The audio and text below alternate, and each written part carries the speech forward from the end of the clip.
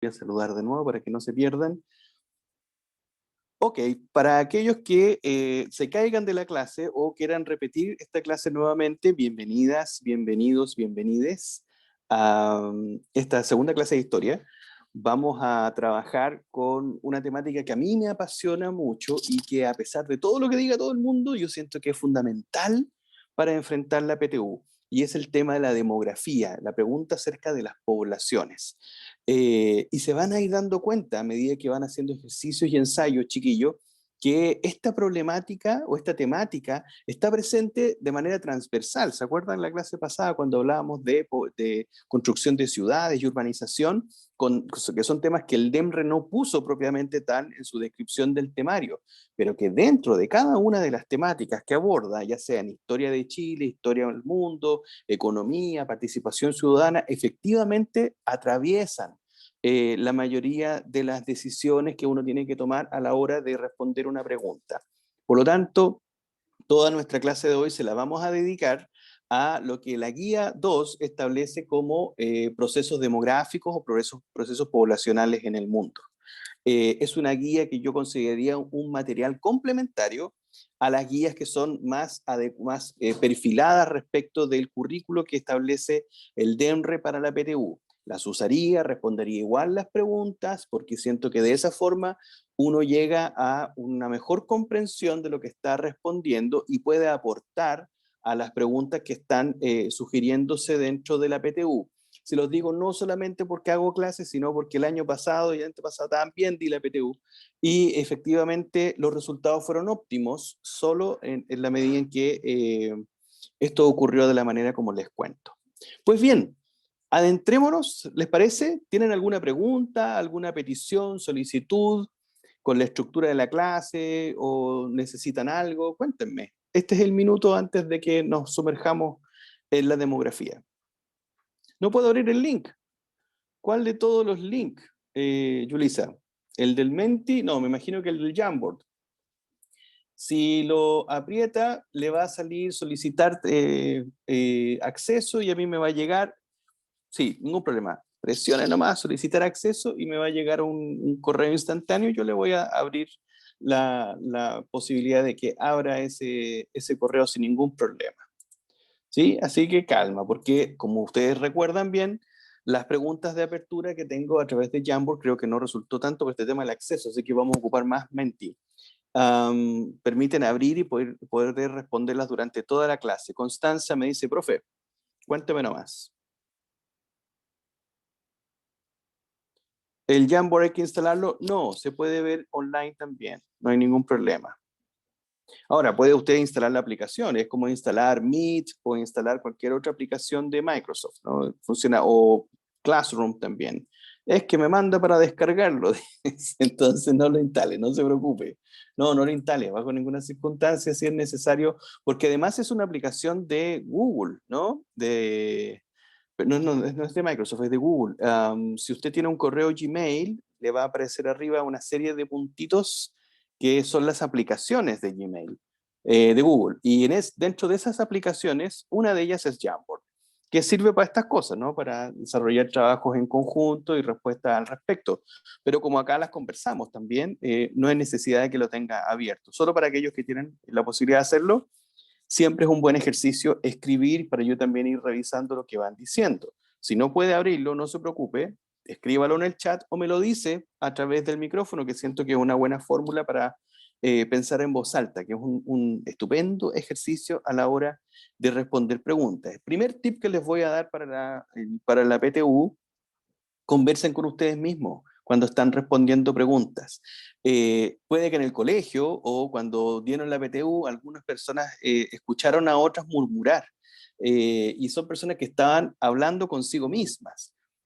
Uno piensa por lo general que esa gente está media loca y puede que lo esté, pero le funciona y funciona bastante bien, ¿no? Porque en ese diálogo es que uno puede ponerse en tela de juicio, ¿no? Es como estar dialogando con otra persona al final. Tratan de no perderse, de quedarse en esa realidad, pero efectivamente funciona muy bien el decir cosas en voz alta. Todo va a depender del sistema de aprendizaje que a usted le funcione mejor. Si es visual, le voy a recomendar efectivamente que haga diagramas, y acá los vamos a hacer también para que tenga una mejor posibilidad de poder enfrentar una temática o un contenido en específico. Si usted es más auditivo, efectivamente poner estas clases en play de nuevo o decir la materia o la lectura que está haciendo en voz alta o aunque sea murmurada, le va a facilitar a usted la comprensión. Profe, instalé la app, me dice, pero no la entiendo. No se preocupe, Constanza, de ese tiempo para poder instalarla. Solo tiene que acceder de nuevo con lo que yo le envié. Si no puede, no se preocupe porque voy a dar lectura a la pregunta también y la podemos ir conversando acá. Y por último, aquellas personas también, ahí me llegó un avioncito y un tigre también, hay una persona que hace así, en Menti. Y por último, también aquellas personas que son más conceptuales, efectivamente les sirve más escribir resúmenes o cosas por el estilo que les permitan eh, ir respondiendo. Bien, ¿entramos en materia? ¿Les parece? Pongan manitos o digan sí, sí, y empezamos. Sí, dice Helen, ya, perfecto. No se preocupen si no tienen acceso al Jamboard, porque voy a contarles efectivamente la pregunta y lo podemos ir conversando acá y lo vamos a conversar varias veces. ¿Francisca levantó la mano o dijo sí?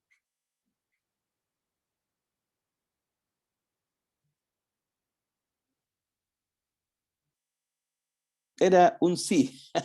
Muy bien, Francisca. Ya, excelente. Te falta esa aplicación, Azum, ¿se da cuenta? La aplicación sí, o me gusta, nada más que eso. Bien, entremos en materia. Tengo una pregunta de apertura para ustedes y me gustaría que abriesen algunos los micrófonos o usaran el chat para responder a esta pregunta, que es la que ustedes han visto, los que han tenido posibilidad de acceso en el Jamboard. La pregunta es, ¿cuáles son las relaciones que existen entre la historia de Chile y el mundo, es decir, entre la historia con los procesos demográficos a partir del siglo XIX? Es decir, considerando del siglo XIX en adelante en la historia, ¿en qué momento nosotros podemos decir que hay una cierta relación directa o indirecta o determinante para el desarrollo de la historia en función de la demografía o en función de cómo se mueve la población en crecimiento, decrecimiento, traslaciones, etcétera, dentro de nuestro continente, nuestro país o del mundo entero? Yo puse un ejemplo, y es que la revolución industrial, por ejemplo, en pleno siglo XIX, generó una explosión, o se vio envuelta dentro de una explosión demográfica. Y eso trajo muchos desafíos, a lo menos en temas como salud, como transporte, como refrigeración, por ejemplo, en comunicaciones, que fueron brutales para el mundo y que efectivamente la comunidad tuvo que enfrentar de una u otra forma, ya sea a través de la queja o a través de la creación, para poder resolver esas problemáticas, lo que tiene repercusiones evidentemente en el desarrollo de la historia de los países. ¿Qué les parece esta pregunta a ustedes? Vi que estaban tratando de responderla, así que les dejo el micrófono abierto para que me cuenten un poco qué entendemos acerca de la demografía y su relación con la historia.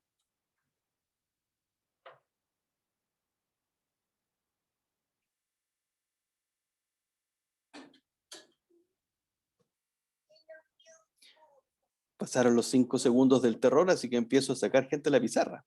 Los cumpleañeros, José, cuénteme, ¿qué piensa usted? ¿Hay alguna relación? ¿No tiene ninguna relación? ¿No ve la relación? Así de sencillo. Cuénteme. Eh, ¿Me puede reformular la pregunta, por favor? Claro, ¿de qué manera se relaciona este tema de la demografía con la historia? ¿Hay alguna relación? ¿Queda claro el concepto de demografía? Porque no lo he dicho, así que no hay ningún problema en que no lo sepan y simplemente le chuntan. Demografía era la población, ¿cierto? Algo así. Eh,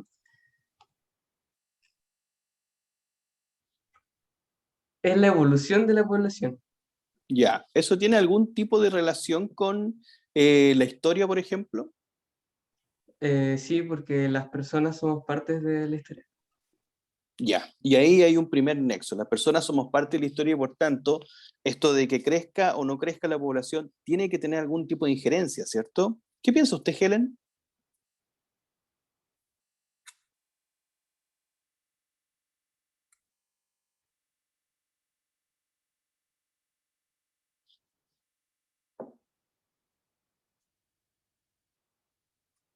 Helen Campos. Disculpe, profe, se le cortó. A mí se me cortó. Mire, yo tengo una muy buena conexión. La pregunta era, ¿qué pensaba usted, Helen? No le entendí. ¿Qué relación existe entre la historia y el tema de la demografía?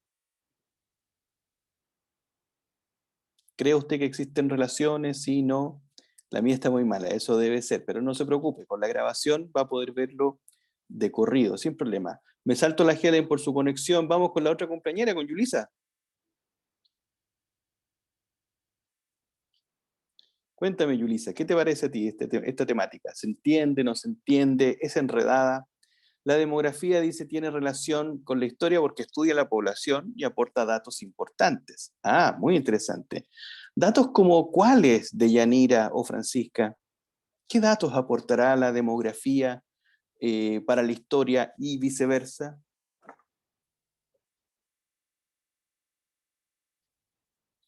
Le pregunto a Deyanira y a Francisca.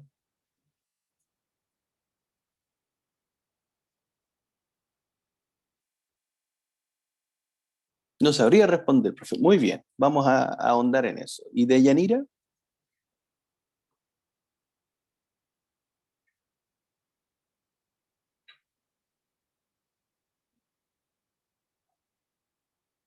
No, no escribió tampoco. Ahí está. ¿Puede repetirme la pregunta, profe? Sí, ¿qué datos crees tú que arroja o entrega la demografía para la historia? O al revés, la historia para la demografía. Porque la Yulisa decía que la demografía arrojaba datos importantes. ¿Qué tipo de datos serán, por ejemplo? Acá también entraría como la revolución industrial, ¿o no? El También, hecho de, bueno, las cifras de las personas que migraron del campo a la ciudad podría ser eso, ¿no? La excelente. información. Excelente, Deyanira. Efectivamente, pues es uno de los buenos elementos es los datos acerca de migración, que no es tan solo la migración entre países, ¿no? Sino también la migración dentro del país o lo que nosotros llamamos interregional, ¿no? O la migración más clásica que es la del campo a la ciudad. Y no tanto al revés, de la ciudad al campo, ¿no? Son procesos mucho más complejos al respecto. Pues bien, démosle entonces una miradita respecto a los conceptos. Eh, Efectivamente, cuando nos hacemos la pregunta acerca de la historia o las preguntas que nos depone la historia, ya sea qué es el liberalismo, qué presidente hizo esto o en qué periodo se desarrolló toda esta cosa que uno empieza a discutir, cualesquiera sea el momento histórico que ustedes quieran, ¿no? Pues podemos estar hablando de la revolución industrial o de la revolución de las comunicaciones actual o periodos mucho más antiguos como la Edad Media y otros, siempre nos vamos a preguntar, bueno, ¿cómo se movían? ¿Cómo se movieron los grupos humanos mientras esto ocurría? ¿No? Es como si tuviésemos un cajón lleno de manzanas y en cada momento histórico o en cada cosa grande que ocurre en la historia, como una revolución, un cambio cultural, etcétera, uno moviera el cajón con las manzanas y tratase de ver para dónde se mueven, ¿no? De eso va un poco la demografía. Esa es un poco la pregunta que se hacen los primeros demógrafos, ¿no? Recién con Thomas Malthus y la teoría malthusiana, que me imagino deben haberla pasado en el colegio. Si alguno se acuerda, ¿qué es más o menos la gran tesis que tenía Malthus, que es una frase bastante simple, que pareciera enredada, pero muy sencilla en términos de lo corta que es? Si alguno se acuerda de la frase de Malthus o la teoría de Malthus, sería muy interesante que lo dijera en este minuto. ¿Alguien recuerda qué decía Malthus respecto de esto que era el estudio de la demografía o de cómo se mueven las poblaciones?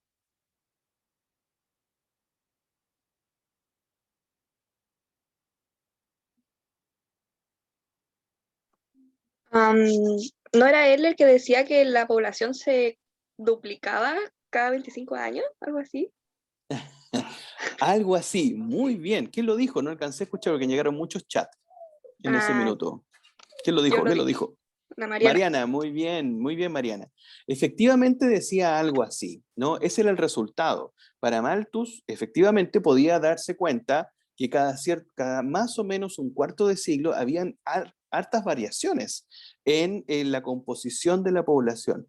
Y eso lo llevó a una conclusión. Y présteme mucha atención a esto porque es súper importante. Malthus, al fundar la demografía o la ciencia demográfica, establece lo siguiente, y quiero preguntarles si están de acuerdo o no.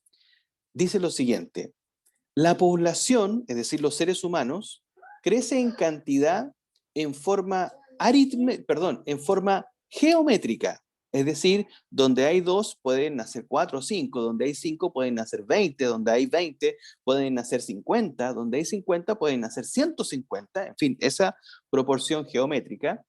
Mientras que los bienes, es decir, aquellas cosas que consumimos o aquellas cosas que usamos para vivir los seres humanos, crecen en forma aritmética, es decir, uno en uno, ¿no? Si hacemos yogur, no crecen de manera expansiva, ¿no? No por el hecho de hacer un yogur, crecen automáticamente 5 yogures, sino que crecen de a uno, ¿no? Se van generando de a uno.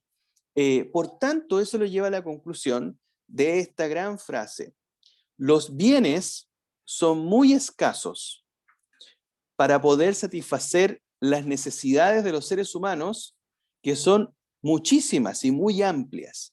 Es decir, al final del día, lo que establece Thomas Malthus es que la demografía sirve para saber si los bienes que tenemos en la sociedad nos van a alcanzar para poder alimentar y solventar las necesidades que tienen los seres humanos. ¿Están de acuerdo ustedes con esa pregunta o con esa frase?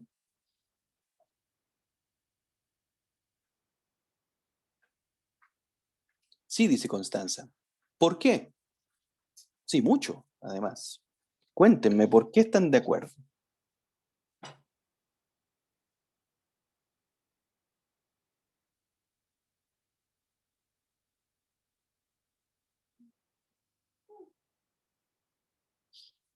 Los espero, piensen nomás.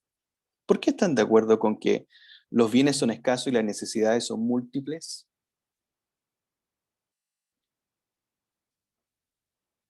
¿Hay algo en nuestra vida actual, por ejemplo, que nos haga pensar en eso?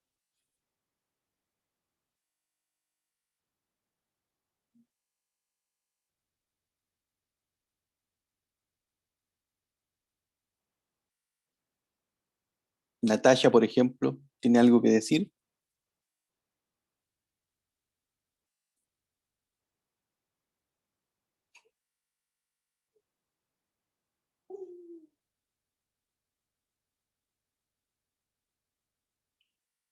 No, nada. Solamente están de acuerdo, nada más. Y si yo les dijera que no estoy de acuerdo con la frase de Malthus, ¿estaría loco o le haría algo de sentido? Profe, ¿me podría repetir lo que dijo? Que me vinieron a molestar. Ah, no se preocupe. Estaría mal, dice Constanza. Eh, Muy bien, gracias, Constanza. Mi pregunta es si estaban de acuerdo con la frase de que los bienes son escasos y las necesidades son múltiples. Les pregunté primero si estaban de acuerdo con eso y la mayoría dijo sí. Y yo les acabo de decir que yo no estoy de acuerdo con esa frase. Y algunos me dicen, estaría mal, estaría volviéndose loco, profe. ¿Ah? Eh, Les voy a explicar por qué yo no estoy de acuerdo. Y una explicación que nos lleva al concepto de demografía, efectivamente. Si en algo le achuntó Malthus es la forma como se producen las cosas y la forma como se reproducen los seres humanos. Eso estamos súper de acuerdo. Y al graficar la vida, Thomas Malthus dice, es evidente que las necesidades son muchas de los seres humanos porque crecen. En la medida en que hay una necesidad y uno la satisface, nace otra necesidad y entonces se abre de nuevo la necesidad y va creciendo y creciendo y creciendo, versus los bienes que se van produciendo de a uno. Entonces siempre van a ser escasos. Mire afuera, dice Malthus, hay muchas personas que no tienen nada para comer y son muy pocos los que logran satisfacer todas sus necesidades. Ok, uno se podría quedar con eso, ¿no? Y estaría no errando en la vida, según Malthus. Pero ¿no cabrá preguntarse si quizás los bienes están mal distribuidos? ¿No querrá decir que hay otras condiciones históricas que hacen que muchas personas no logren acceder a los bienes necesarios para vivir? ¿No será que estamos produciendo cosas equivocadas o estamos produciendo mucho, cosas que no necesitamos, y producimos poco, cosas que sí necesitamos, o que en verdad nuestros grandes problemas son de cómo llegan esos bienes, pensando solo en los alimentos, por ejemplo, cómo llegan los alimentos de un lugar a otro y cómo se desperdician en ciertos lugares los alimentos, mientras en otras partes perfectamente podrían servir? Esas preguntas tiene la demografía, chiquillos, ¿no? Son preguntas que no están resueltas del todo y que se van cruzando con la historia, con la economía, con la geografía, con el urbanismo y un montón de otras temáticas que están naciendo. Por eso es tan importante preguntarnos acerca de cómo se construyen los procesos poblacionales y qué rol han venido jugando en la historia. Tengo una pregunta más para ustedes. ¿Cuántos seres humanos somos en el planeta, más o menos?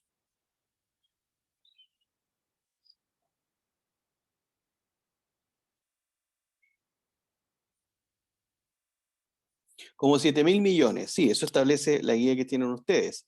Estamos ya llegando a los 8.000 millones, más o menos, dicen 7.500 a 8.000 millones de personas. Eso es muchísima gente. ¿Y cuántas personas somos más o menos en Chile?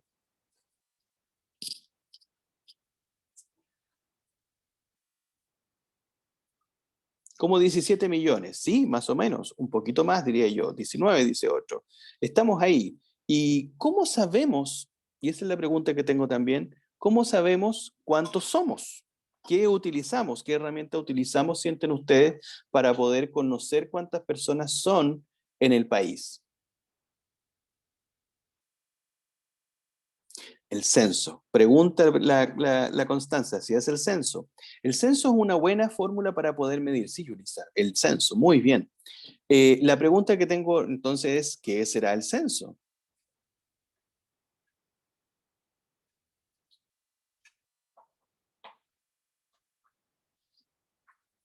¿Será una herramienta nueva, digital, que se habrá inventado hace poco, hace mucho? ¿Qué creen ustedes?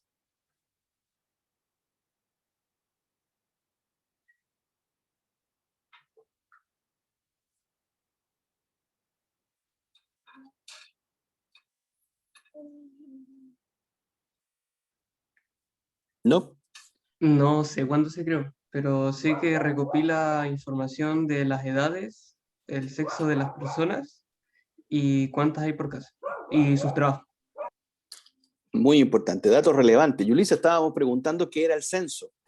Y el censo, como muy bien lo dice José, pareciera ser una herramienta que mide datos importantes como una lista de los habitantes, dice Helen, eh, de los habitantes de una población, y que mide lo económico también. Efectivamente, buena parte de las preguntas son preguntas que tienen alguna relación con la economía, dado que lo que nos interesa conocer en un censo como nosotros, y social, muy bien Helen, lo que solemos tratar de conocer en un censo, que es la herramienta más extensa y, entre comillas, incluso la más invasiva de todas las herramientas demográficas y geográficas dentro de un país, para las épocas, dice la Mariana Hernández, muy bien, es una herramienta que sirve para medir población y vivienda, ¿no? Al medir la cantidad de personas y cómo viven las personas, nos va a arrojar un montón de datos de mucha utilidad, porque nos permite no solo sacar una foto del momento, no es una percepción, sino que es conocimiento duro respecto de cómo están viviendo las personas. Uno cuando se enfrenta a este tipo de herramientas, que son muchas y múltiples, la que ocupa la demografía, ya las vamos a revisar, efectivamente pareciera ser que son herramientas creadas muy nuevas, ¿no? Pero tengo un dato muy escatológico para ustedes. Los primeros censos se hicieron más o menos 9.000 años antes de Cristo. Ahí comenzaron a hacerse censos, ¿no? Ustedes ya pueden encontrar ciertas mediciones en la Ilíada de Homero, en ese texto maravilloso que está escrito 800 años antes de Cristo. También en la misma Biblia ustedes pueden encontrar en el relato de Jesús y su familia cómo fueron sometidos efectivamente a un censo de los egipcios, ¿no? Así que La historia de los censos está muy comprometida con la historia del desarrollo de la historia mundial y de la historia nacional. El primero que planteó la necesidad de generar un censo de poblaciones en Chile fue Diego Portales. Ya vamos a hablar de él en unas semanas más, en unas clases más, diría yo. Y de ahí en adelante ha sido una obsesión y una necesidad el conocer efectivamente cómo vivimos, por ejemplo, los chilenos y cómo se vive en el mundo. Y para eso no solamente se censa, se pregunta, sino también se establecen una serie de otros criterios estadísticos o indicadores que nos permiten generar conocimiento respecto de ciertas áreas específicas, como por ejemplo, ante la pregunta, ¿cuántos niños nacen en Chile al año, por ejemplo? ¿Se han hecho esa pregunta? ¿Cuántos niños creen ustedes que nacen en Chile más o menos?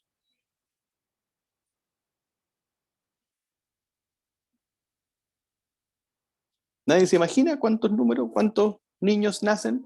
1 millón, 5 millones, 3 millones, dice la Yulisa. Harto cabro chico. ¿Cuántos nacerán al año? La Yulisa dijo 3 millones y está de cumpleaños, ¿no? Contradecirla sería pecado. ¿Alguien más? ¿Más de 3 millones? ¿Menos de 3 millones? ¿Qué creen ustedes? 200 y tantos niños o 200 y tantos qué? ¿Millones? Menos de 1 millón, dice Constanza. Ok. Pues bien, niños. Bueno, no nacen ni 200 niños ni 3 millones de niños. Al año, en promedio, los últimos 10 años están naciendo alrededor de 150.000 niños. No es tanto, ¿no? Uno pensaría que efectivamente nacen muchos niños porque todos los días hay nacimiento, ¿no? Pero no nacen tantos niños en Chile. De hecho, Chile es uno de los países donde, en América Latina, uno de los 3 países donde menos niños están naciendo por año. Y tiene una tasa, por lo tanto, de natalidad, de crecimiento de la población que se va disminuyendo. Ya vamos a hablar de esto. Una pregunta importante que se hace la demografía es cómo habitan el territorio las poblaciones, ¿no?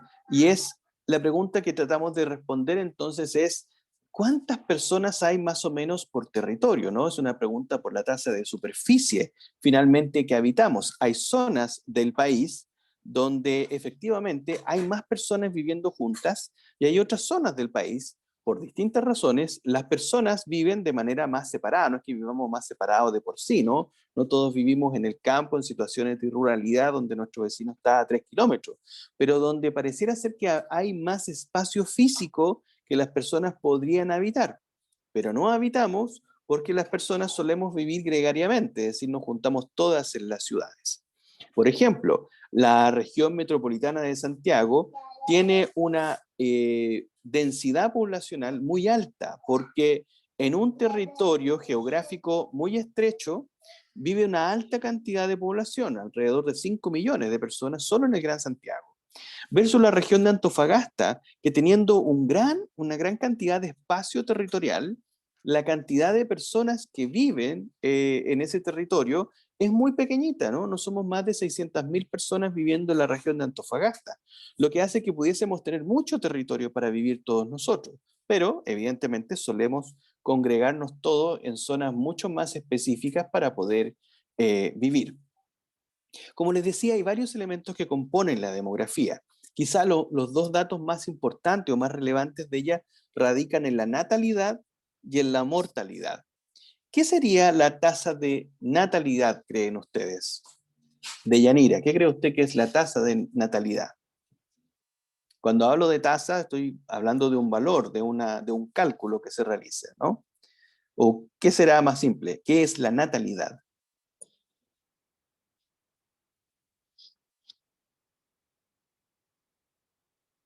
Ah, ya, ahí está. ¿Es la tasa de embarazo o no? No, esa es la tasa de fecundidad, pero va bastante cerca, ¿no? Porque ¿Era la eso? natalidad, nacimiento, dice Yulisa, sí, perfecto, porque efectivamente lo que tratamos de corroborar es que los niños nazcan, o esos niños nazcan y estén vivos a lo menos un ratito, porque Bueno, hay es una cosa mucho más específica, pero efectivamente tienen que mantenerse vivos para ser contados, ¿no? La tasa de natalidad habla acerca de la cantidad de nacimientos que hay en un territorio en un año. Eso es preferentemente lo que se mide siempre en demografía. Cuántos miden, cuántos nacen, cuántos desarrollan otras cosas durante un año. Y la tasa de natalidad mide exactamente eso. Como decía muy bien Deyanira, la tasa de fecundidad habla acerca de los embarazos, pero no propiamente de los embarazos, sino que la cantidad de mujeres que están en la edad fértil, es decir, con la posibilidad de ser madres. Se mide a las mujeres que están, que tienen la capacidad o la posibilidad de ser madres, es decir, están en una etapa fértil de su vida. Si se dan cuenta, son números súper gruesos, ¿ah? No tienen que ver con especificidades tan técnicas. Y no se mide a los hombres, no por cuestiones muy biológicas, ¿no? Sino porque hay una mayor probabilidad que una mujer sea considerada madre y una menor probabilidad que un hombre sea considerado padre, ¿no? Porque pueden suceder muchas condiciones sociales, ¿no? Pero hay una que es evidente, que las mujeres paren, ¿no? Por tanto, ahí es donde uno mide, ¡pum!, listo, ¿no? Tenemos esa posibilidad de medir a las mujeres. Otro elemento importante es la mortalidad. Francisca, ¿qué será la tasa de mortalidad? Las cantidades de muertes que hay en el país. En un año. Muy bien, Francisca, excelente. Efectivamente, lo que medimos es la gente que se muere, ¿no?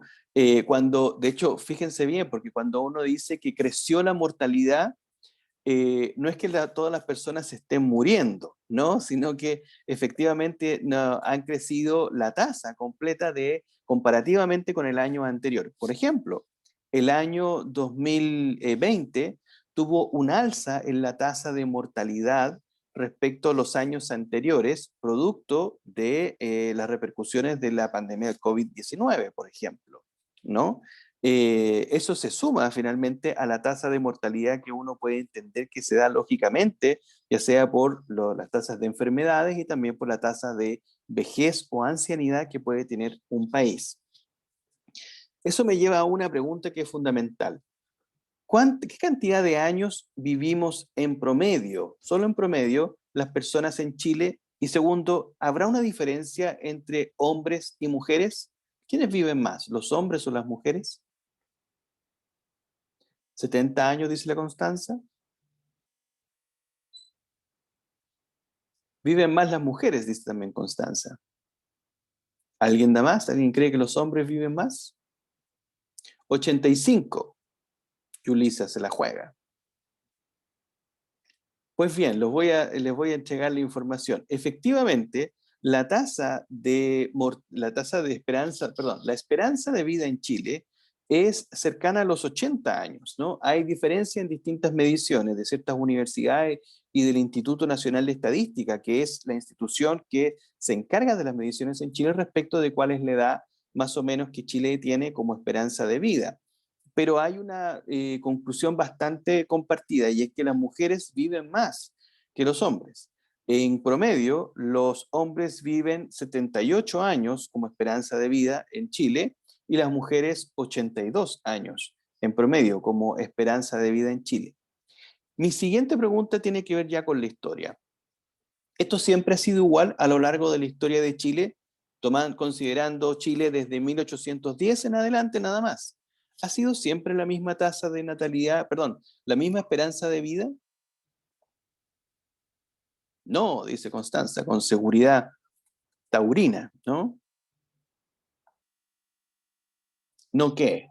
¿No ha sido? Antes la gente moría mucho antes, ¿no? Se moría antes, como por ejemplo, ¿en qué época? Y eso fue mejorando con el tiempo. No porque antes no había avance en la medicina. Un elemento fundamental. Muy bien, Constanza, porque efectivamente vamos a cerrar cuando estemos cerrando nuestro objetivo del día de hoy, vamos a hablar acerca de cuáles son los elementos que componen finalmente la esperanza de vida. Porque estamos componiendo la relación que existe entre las poblaciones o los procesos poblacionales y demográficos con la historia de Chile. Efectivamente, hoy la tasa o la esperanza de vida es bastante alta, ¿no? 80 años, uno diría, está bastante bueno. Pero para 1810 y hasta más o menos cercano al siglo XIX, la esperanza de vida en Santiago, de la colonia hasta la independencia, por ejemplo, era de 25 años en promedio. Una esperanza de vida bastante pobre, ¿no? Uno ve que los padres de la patria, por ejemplo, vivieron hasta viejitos, pero eso era una excepción porque eran personas muy adineradas y que trabajaban bastante poco.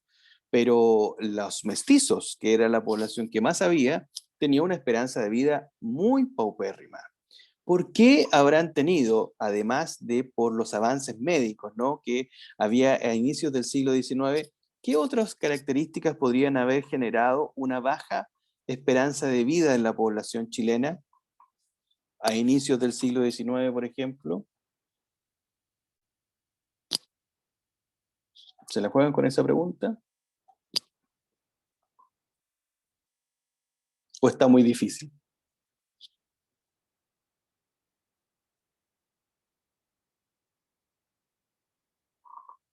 La mala higiene, muy bien, Yulisa, efectivamente hay otro elemento más que es fundamental. Nada como lavarse las manos, ¿no? Con agua potable y jabón para poder mantenernos con vida durante muchos años, ¿no? Sí, efectivamente los factores higiénicos, los avances de la medicina, ya vamos componiendo entonces cuáles son los elementos que podrían determinar que crezca, que se achique, que se expanda, que migren las poblaciones durante el desarrollo de nuestra historia en Chile y de la historia mundial también.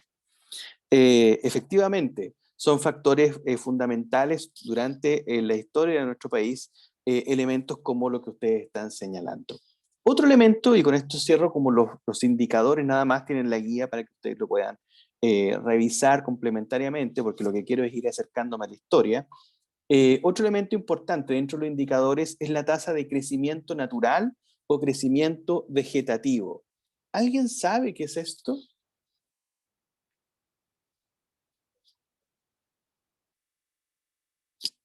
No sé. Muy bien, gracias por esa respuesta. Me gustan los no sé también.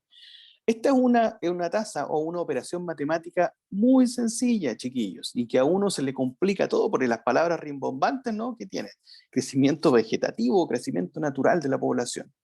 Lo que intenta averiguar esta tasa es lo que todos intentamos averiguar en la historia, en nuestras conversaciones diarias, etc. Y es cuánto crece la población año a año en Chile. Crece, no crece, crece mucho, crece poco, etc. Y esta operación se hace tan simple como restar la tasa de mortalidad a la tasa de natalidad. Es decir, ponemos arriba de una resta la cantidad de nacidos vivos del año 2021 y abajo restamos la cantidad de muertos el año 2021 y eso nos va a dar un número. Y ese número lo vamos comparando año a año. Y ahí vamos a saber efectivamente cuánto ha crecido o no ha crecido nuestra población. ¿Qué creen ustedes? ¿La población en Chile ha crecido o no ha crecido durante, primero, el transcurso de toda su historia? ¿Somos la misma cantidad de chilenos que había, por ejemplo, para la época de la independencia?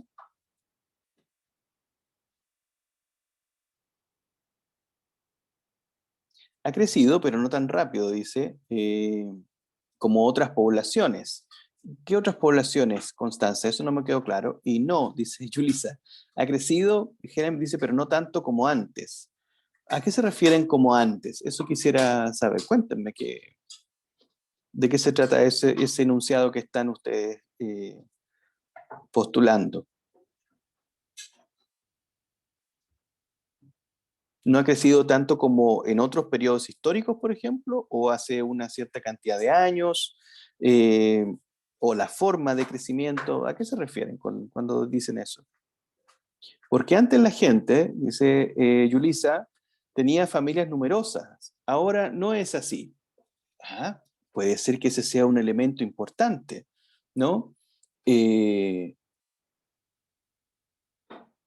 ¿Cuántos hermanos tienen más o menos ustedes en promedio? ¿Tienen más de 3 hermanos o tienen menos de 3 hermanos? Por ejemplo, dice Helen, antes era muy común tener más de 5 hermanos. Ahora, estamos esperando que escriba Helen.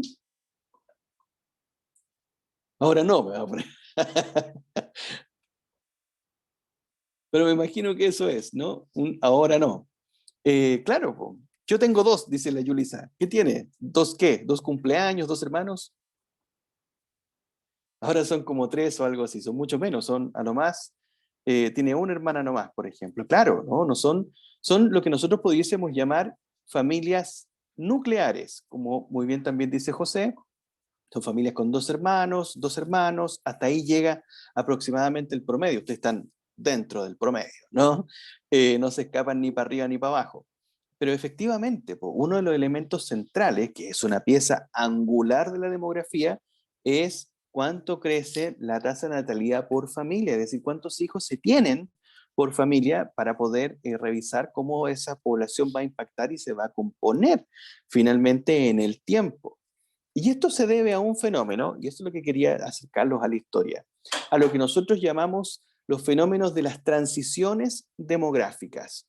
Esto es un conocimiento complementario, no se lo van a preguntar directamente en la PTU, pero creo que tienen que tenerlo súper claro a la hora de poder entender cómo funciona esto, el sistema completo del movimiento de las poblaciones, ¿no? Porque cuando uno dice, por ejemplo, le voy a dar una cita así cortita de la historia.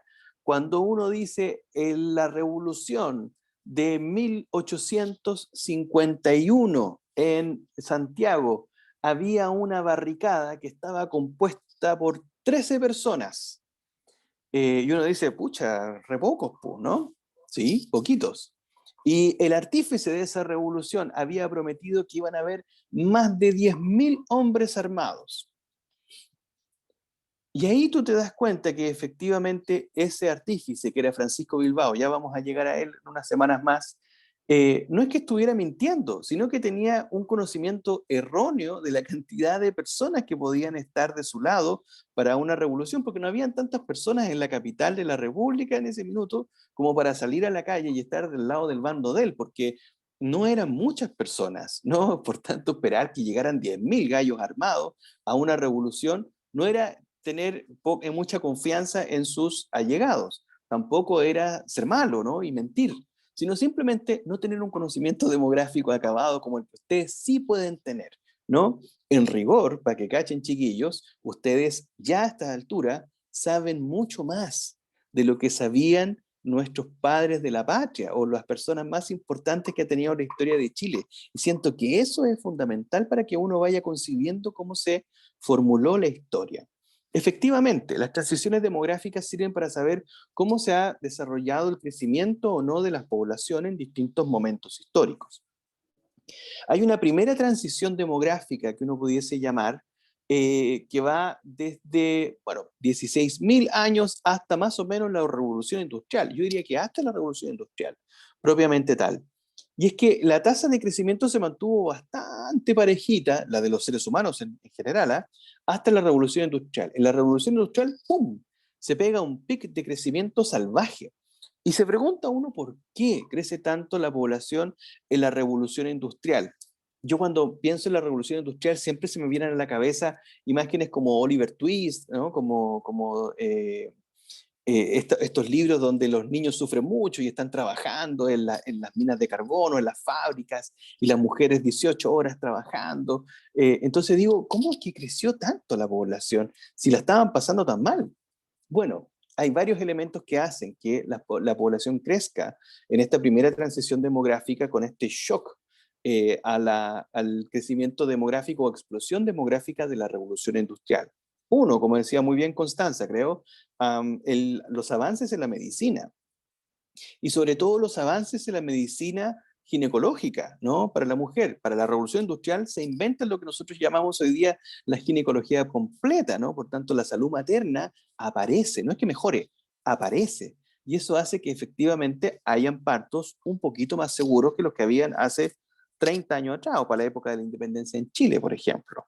Dos, con la revolución industrial nacen las máquinas a vapor y eso mejora los tiempos del transporte de todo, ¿no? De las comunicaciones, de los alimentos, de las herramientas, en fin, y eso hace que mejore la calidad de vida de las personas.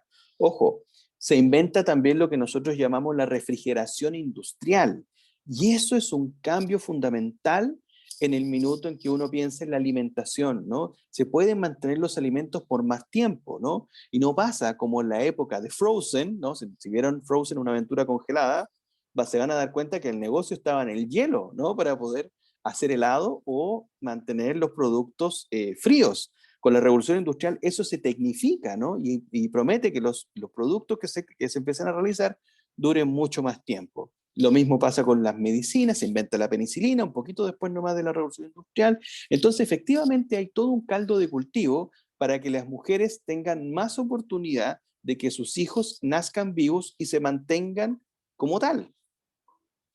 El asunto está con la revolución industrial es que lo que no mejora son las tasas de mortalidad, ¿no? Se siguen muriendo mucho los seres humanos. Ya vamos a hablar cómo esto se dibuja en términos poblacionales.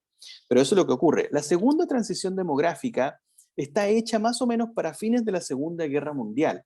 En esa transición, lo que va ocurriendo es que efectivamente aquellos factores que ayudaron a que nacieran muchas personas más, empujan desde 1955 en adelante para que empiecen a disminuir la cantidad de personas que nazcan. Es decir, hay menos embarazos y por tanto también menos nacimientos. ¿Cuál es el factor fundamental? En 1955 está el baby boom, ¿no? Justo después de las dos guerras nace una cantidad enorme de personas. Ya vamos a hablar de estas cosas, no me detengo mucho porque las vamos a visitar en unas semanas más. Pero luego de eso se inventa algo que hasta el día de hoy no ha reemplazado a nada como un elemento ayudante de la revolución femenina. Y es que se inventa la pastilla anticonceptiva. Y aunque ustedes crean que es un elemento menor, al contrario, es un elemento muy mayor, porque facilitó la tercera revolución femenina más profunda, digamos, en la historia, ¿no? Que no es la del voto, sino que es la del control del cuerpo, ¿no? Por primera vez, las mujeres tienen éxito social tratando de manejar finalmente el control de su propio cuerpo. Fíjense la locura que les estoy diciendo, y es nada más que hace, no sé, pocos años, 1960. Cuando visitemos la historia desde la próxima semana, va a ser mucho más locura completamente ver estos elementos. Entonces, los avances médicos, la mejoría de las telecomunicaciones, los avances en medicina, en remedios, en alimentación, en derechos, efectivamente hace que la decisión ahora de la familia no sea que ahora podemos tener muchos hijos porque hay salud.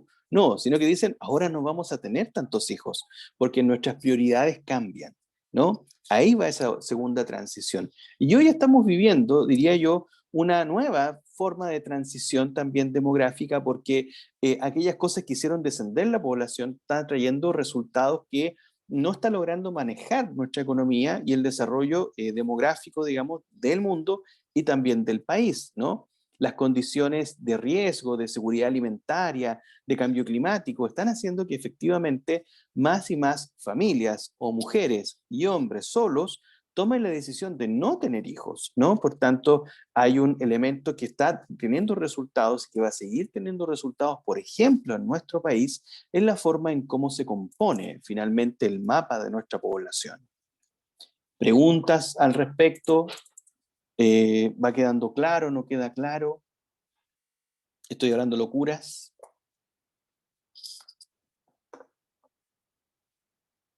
Aquí es donde ustedes hablan, chiquillos. Todo claro, todo bien. Tutu bem, dice la Natalia también. Ok, pues bien. Cuando hablamos entonces de demografía o de poblaciones, para poder graficarlo en un mapa, y esto debe ser algo que ustedes conocen más o menos, surge lo que nosotros llamamos pirámides poblacionales. Pirámides porque la forma es básicamente de una pirámide cuando comenzaron.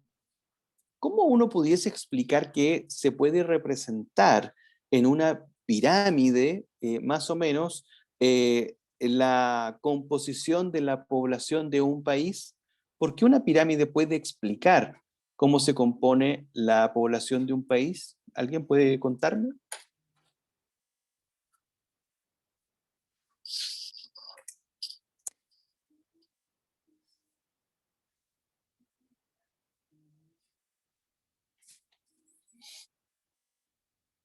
Sí, ¿no? Porque las pirámides van de más a menos, ¿no? Ya, eso sería una buena forma de decirlo. Convengamos que cuando hablamos de pirámides poblacionales, en verdad estamos hablando de triángulos, ¿no? Eso es lo que uno cuando le dicen pirámides se imagina Egipto, yo me imagino eso al menos, y también uno se puede imaginar un triángulo y no estaría errando, estaría bastante de acuerdo. Lo voy a mostrar de manera así muy simbólica, nada más para que les quede muy claro, nada más que eso. Pero cuando hablamos de pirámides poblacionales, tiene que ver un poquito con lo que mencionaba José, que estuvo excelente en su comentario.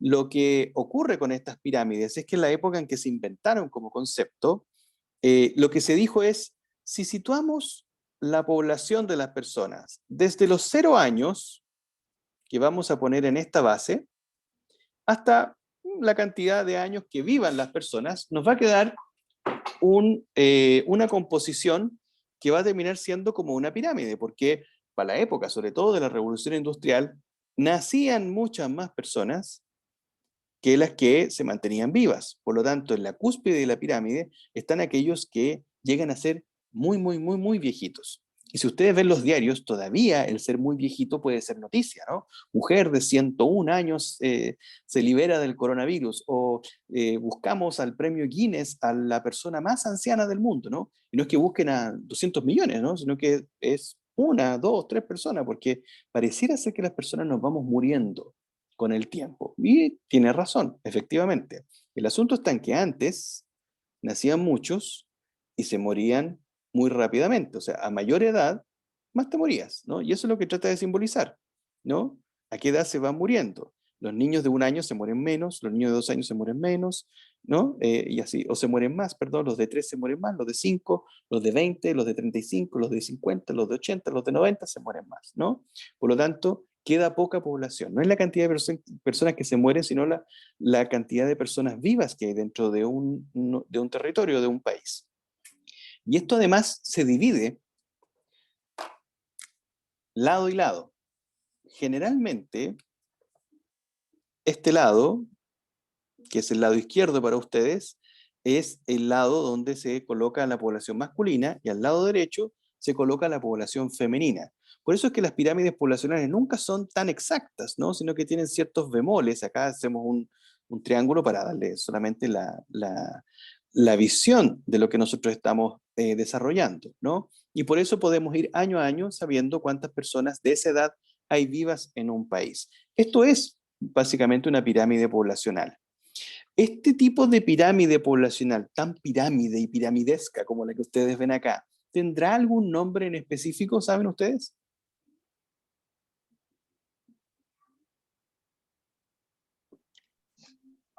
¿Expansiva? Pirámide de tipo expansiva, muy bien. Cuando se trata de una pirámide de ese tipo. Cuando se trata de una pirámide que nosotros pudiésemos situar como si fuese casi una hoja, no me sale tan bien el dibujo, pero es más o menos así. ¿Qué tipo de pirámide sería?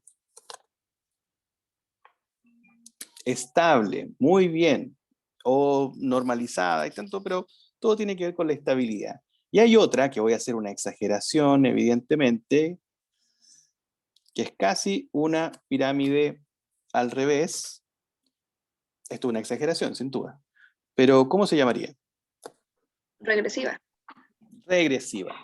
¿Por qué se llamaría expansiva? La pirámide 1 que mostré. ¿Por qué se llamaría expansiva?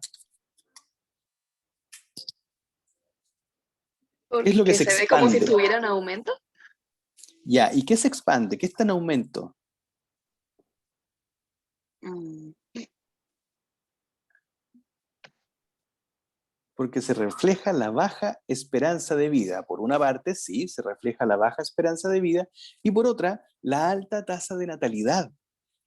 Por eso es expansiva, ¿no? Se expande la cantidad de personas nacidas vivas. Por tanto, una es estable en la cantidad de personas que están vivas y que nacen, sobre todo. Y otra es regresiva, porque lo que genera regresión es efectivamente la tasa de natalidad. Ahí es donde se radica finalmente el nombre de cada una. Y si ustedes van al Menti, que les dejé, al código, van a tener una pregunta que me va a hacer hablar los últimos minutos de esta clase. Vayan al Menti nomás, chiquillos. Y rápidamente van a tener un tiempo para responder esta pregunta.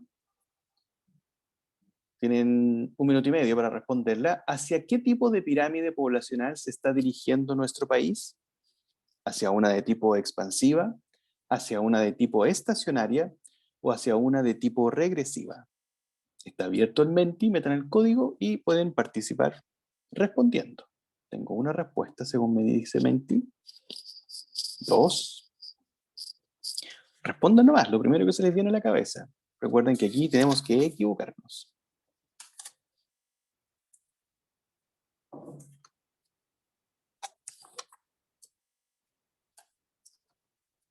5. 5 respuestas, muy bien.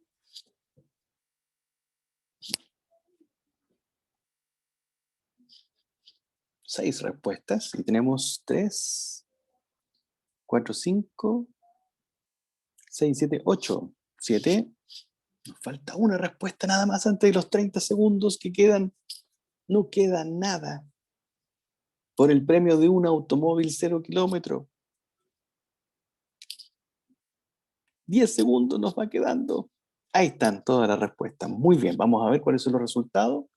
Los resultados me dicen que, en general, creen muy poco que nos estamos dirigiendo hacia una pirámide expansiva. En Chile, pocos creen eso. Otros poquitos creen que nos estamos dirigiendo a una pirámide regresiva. Y la mayoría cree que estamos dirigiéndonos rápidamente a una de tipo estacionaria, ¿no? La verdad es que efectivamente nuestro país está en una situación demográfica que tiene problemas. Hay una tasa de natalidad muy baja y que ha sido muy baja los últimos 20 años, no solamente el último tiempo. De hecho, si hay una de las ventajas que ha tenido el que haya aumentado la cantidad de migrantes, por ejemplo, es que los migrantes jóvenes tienen hijos en Chile y eso ha aumentado un poquito, muy mínimamente, porque la tasa de natalidad de migrantes en Chile es muy bajita, aunque ustedes piensen que es mucho, y sobre todo los papás o las mamás dicen siempre, estos migrantes, ¿no? Es muy bajita, es muy poco representativa, pero ha aportado a que no se transforme nuestro mapa poblacional en una pirámide regresiva, pero es una amenaza latente. Estamos teniendo una pirámide poblacional de tipo estacionaria, como ustedes muy bien han señalado en general. Y eso determina finalmente cuáles van a ser las formas que tenemos para tomar decisiones de política pública. Cuando hablamos de que tenemos una tasa o una pirámide poblacional estacionaria, no solamente estamos hablando del tipo de población que tenemos, sino también las cosas que podemos esperar de ella, ¿no? Y también refleja un poco el tipo de vida que llevamos. En nuestro país nos dedicamos preferentemente al área de los servicios y el comercio, ¿no? Lo vamos a averiguar unas semanas más cuando nos demos cuenta que efectivamente no todo el país es minero y no todo el país es forestal, ¿no? Que son las empresas que más suenan, pero muy poca gente trabaja ahí. Donde más trabajan las y los chilenos es en el comercio y en los servicios. Por tanto, el tipo de vida que se vive ahí refleja un poco también qué es lo que está pasando con nuestro comportamiento a la hora de el desarrollo de las poblaciones. No es solamente el proceso de que a mayor riqueza vamos teniendo menos hijos, sino también otras determinantes que están dentro de la mesa. Y eso hace que nuestra pirámide haya pasado de ser una pirámide expansiva, como mostrábamos, como lo fue durante casi toda nuestra historia, a recién en los años 90, estamos hablando del año 92, donde se hace la primera medición propiamente tal, después de la dictadura militar, recién hay un cambio sustancial en la composición de nuestra población. Se va acercando más a una de tipo de ojiva, ¿no? Como es la que tenemos más o menos habitualmente, estable, equilibrada, como ustedes quieran llamarla. Y la amenaza de convertirse en una regresiva siempre es muy alta. Por tanto, las decisiones de política pública, la historia al final apunta a esa dirección, a cómo impedir de que disminuyan los nacimientos en Chile y cómo mantener una tasa de equilibrio, por una parte, para tener la cantidad de bienes para poder mantener a esa persona, respondiendo a la pregunta de Malthus que nos hicimos al principio, y al mismo tiempo facilitar que las poblaciones nuevas puedan hacerse cargo de los más viejitos que viven más tiempo con la esperanza de vida, por lo tanto necesitan más servicios y más beneficios que los que tenían hace, no sé, 30, 40, 150 años atrás, ¿no? Ahí es donde está la gracia de la demografía, chiquillos, que elementos fundamentales de nuestra vida atraviesan finalmente la conversación diaria que tenemos. Cuando hablamos acerca del tercer retiro de las AFP que está de moda, hablamos también de la situación demográfica. Cuando hablamos acerca de los bonos, de las personas que se han empobrecido durante la pandemia, de los muertos en pandemia, de las camas ocupadas, ¿no? Todas estas que son noticias todos los días en los matinales, en los diarios, efectivamente hablamos de elementos demográficos que componen y explican cómo se desarrolla nuestra historia. No hablo más porque me cansé de hablar, pero sí les voy a pedir que hagan ejercicios. ¿Tienen su guía 2 de transformaciones demográficas a mano? ¿Sí? Perfecto. Quiero que vayan al ejercicio número 18. Ese es un ejercicio que me interesa. No sé si alcancemos a hacer más de 2, pero sí quiero que vayan al ejercicio número 18 y que lo respondamos. Mientras llegan a él, yo lo voy a leer. Dice lo siguiente: del análisis de las pirámides de población de los años 1960 y 1992, es posible afirmar que se van a encontrar con la imagen de ese gráfico, una comparación. Uno dice, la pirámide de 1960 indica proporcionalmente una mayor cantidad de población joven. Dos, la pirámide de 1960 es de tipo regresivo, mientras que la de 1992 es de transición o estable. Tres, ambas pirámides indican una similar distribución de la población según segmentos etarios. Me imagino que todos llegaron ahí. 1 minuto para resolverlas.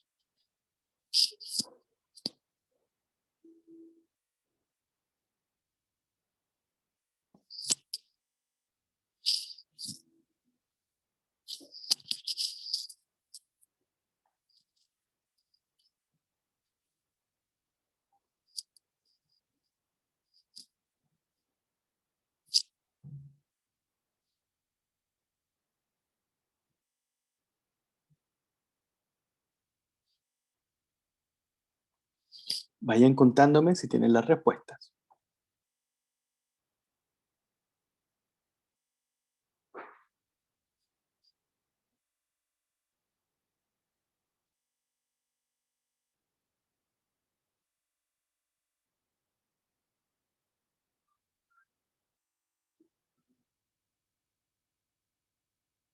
Bien, respuestas. ¿Hay por ahí?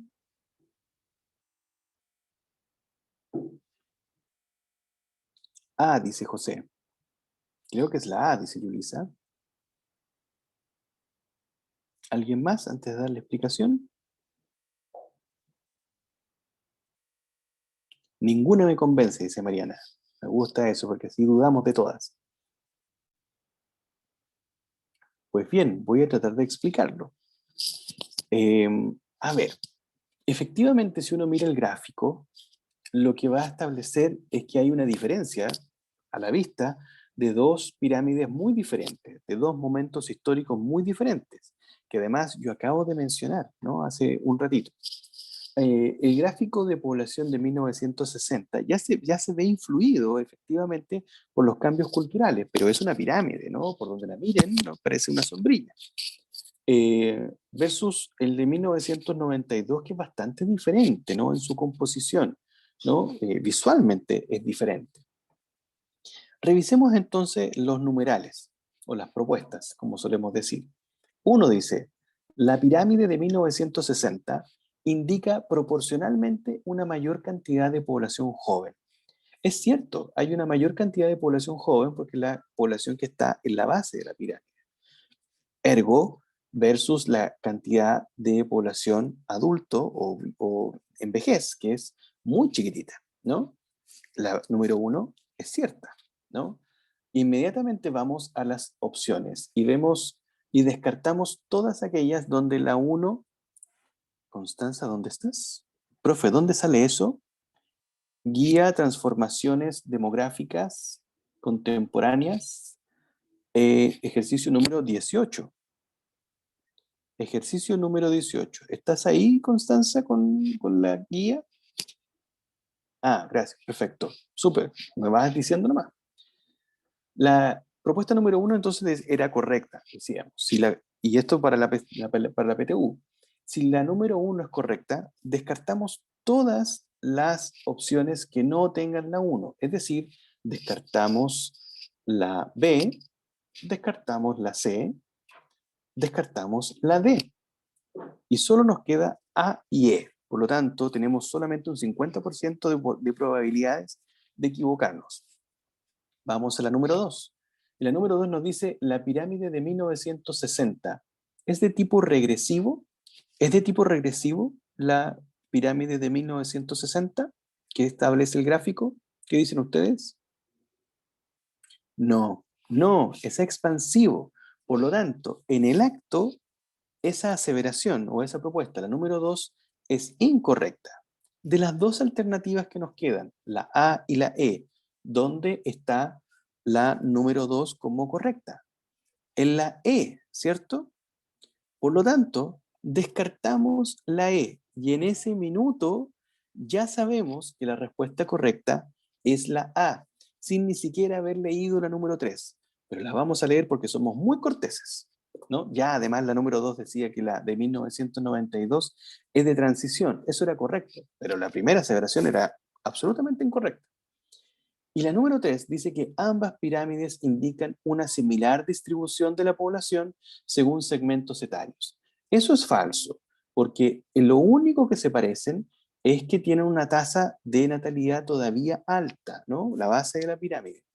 Pero todo en adelante ha venido cambiando. La población joven y la población adulta efectivamente se ha transformado y ha crecido, ¿no? Por tanto, no son iguales. La número 3 también era incorrecta. Por lo tanto, con plena seguridad, decimos que la respuesta correcta a esta pregunta es la letra A. Me gustó, ¿de acuerdo, cierto? De acuerdo a este ejercicio, me gusta este ejercicio porque efectivamente es un ejercicio perenne, siempre está presente en la PTU la comparación de pirámides, ya sea de cualquier momento histórico, con cualquier excusa abajo, pero la comparación de pirámides o la visualización de gráficos lo van a encontrar. De esta guía, yo les diría que hagan todos los ejercicios, sin duda, pero los que más me interesan, el número 18, el número 19, el 21 y sobre todo el 23, que tiene un gráfico más complejo. La PTU de historia va de análisis de textos largos, preguntas muy específicas y análisis de gráficos. Por lo tanto, son 3 elementos que nosotros tenemos que manejar a la hora de responder nuestras preguntas. Creo que no alcanzamos a hacer otra pregunta nuevamente. Por lo tanto, les pregunto a ustedes, ¿preguntas, algo que decir, sugerencias, necesitan algo, cosas administrativas? Cuéntenme.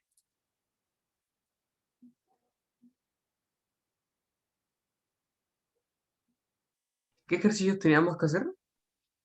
Los que más me gustan, ¿no? Háganlos todos si quieren, no hay ningún problema. De hecho, siempre ayuda, pero pónganle mucho acento a hacer los ejercicios 18, al que acabamos de hacer, el 19, el 21 y el 23. Preguntas muy clave, muy atingentes y muy cercanas a lo que se pueden encontrar con cualquier otra excusa. No necesariamente van a hablar de demografía. Generalmente en esta nueva PTU vinculan estas temáticas, urbanización y demografía, con historia. Entonces hay que tener mucho, mucho cuidado con que no nos van a hacer preguntas puras, pero estos elementos van a estar presentes. Así que por eso los pasamos igual.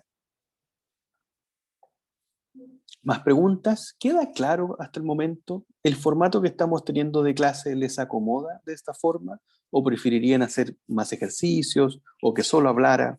¿O no preguntarles cosas? No, considero que está bien. Perfecto. A mí me gusta así, dice Yulisa, y está de cumpleaños, así que no le vamos a llevar la contra. Tampoco a José, ¿no? Muy bien, chicos.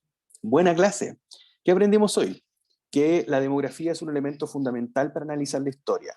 2, que la teoría de Malthus, esta que critiqué tanto, tenía varios rudimentos, ¿no? Pero muy inteligentemente Malthus hace un análisis brutal. Dice, oye, parece ser, si yo miro el mundo, pareciera ser que los bienes no alcanzan para alimentar a toda la población que existe. Desde ahí nacen múltiples preguntas que los censos y otros elementos e indicadores ayudan a responder.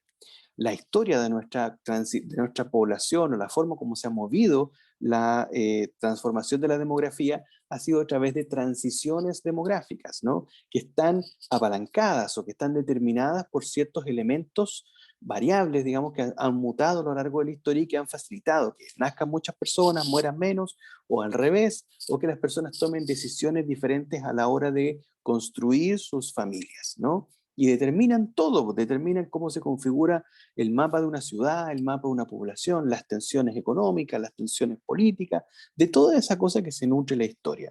Un último elemento también que visitamos es que una forma de representación gráfica de la población tiene que ver con las pirámides poblacionales, regresivas, expansivas, estacionarias, que nuestro país siempre está en un riesgo de ir achicando su tasa poblacional, por lo tanto es algo que podemos visualizar a lo largo de la historia de Chile, de cómo vamos de una pirámide expansiva hacia una estacionaria y siempre con un riesgo de tener regresión en la tasa de nacimientos. Hemos sabido más o menos cuántos somos en el mundo, cuántos somos en Chile y cuántos niños nacen efectivamente. Sabemos que elementos como la medicina, el transporte, la refrigeración son fundamentales a la hora de mejorar la calidad de vida de las personas y hacerles prometer tener más hijos o prometer no tener más hijos porque van teniendo otras aspiraciones. Con esos elementos yo siento que tuvimos una buena clase, así que los felicito. No sé qué piensan ustedes, pero yo me quedo conforme. De todas maneras, esta clase evidentemente va a estar grabada. Más ejercicios, por fin, dice, para que hagamos en vivo y en directo. Perfecto, voy a hablar menos y vamos a hacer más ejercicios. Prometido. La próxima clase, puede que la plataforma les indique que vamos a ver la guía número 3. Vamos a usarla como referencia, sin duda alguna, pero yo quisiera meter ya el tema de historia de manera más profunda. Por lo tanto, les voy a enviar la guía, si es que no les aparece en la plataforma, para que trabajemos antes, evidentemente, del martes. Así que la van a tener en su mail y en su casilla de WhatsApp para que podamos en el grupo, para que puedan echar una mirada si quieren, pero vamos a hablar principalmente de las relaciones que hay de la independencia en adelante, es decir, el principio del liberalismo y el origen también de nuestro país en términos como Estado, propiamente tal. ¿De acuerdo? Bueno, Muy bien. Que estén muy bien, chiquillos, descansen este fin de semana de la historia y pásenlo. Ay, la Constanza parece que se cayó, ahora se unió, está justo en el minuto que nos estamos yendo. Constanza, te caíste y te sumaste de nuevo. Nos estamos despidiendo. Que esté muy bien, esta clase va a estar grabada y va a estar arriba, entiendo yo que el fin de semana, así que la van a poder revisitar si lo necesitan. Yo les recomiendo ir siguiendo clase a clase, no se preocupe Constanza, no hay drama, clase a clase, y luego, después del primer ensayo, empiecen a volver y visiten estas clases a las cosas que no van quedando muy claras. ¿De acuerdo? Que esté muy bien, no hablo más, cuídense, chao, chao. Chao, chao, profe, Chao, gracias. Francisca, que estén muy bien, cuídese. chao, chao, feliz cumpleaños a todos. Chao. Gracias. Chao. Gracias.